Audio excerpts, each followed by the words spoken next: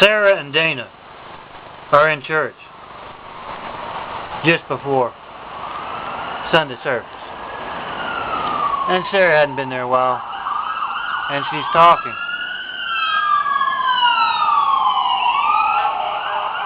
To her friend. And she says, "Oh man, I had to come here. I just saw a consequence video. Dan, her husband, had brought home one of those consequence videos. He works on the street, so does Dana and her husband. But she was all upset. She can't believe they're actually doing that kind of thing. And he said they cut off a man's knuckle for censoring the phones. And Dana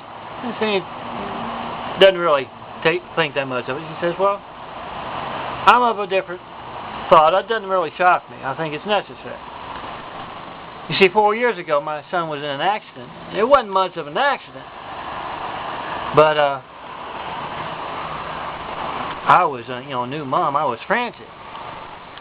And when I called 911, it took forever for them to get there.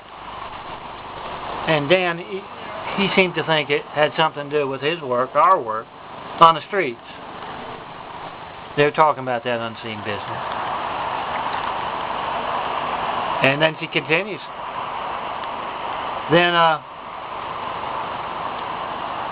couple years later, had another accident with my daughter, and I called 911 again, and they didn't even get there. I had to drive my kid to the hospital.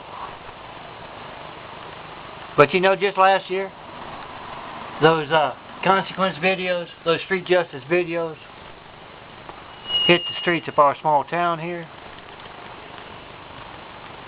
And when my son was in a real bad accident at the house, he actually died. I called 911, they were there in 5 minutes. I actually reached them. And it's like that guy in LA you can't reach at 424-229-0911 says. When you call that number, picture Barack Hussein Obama with a box cutter to your child.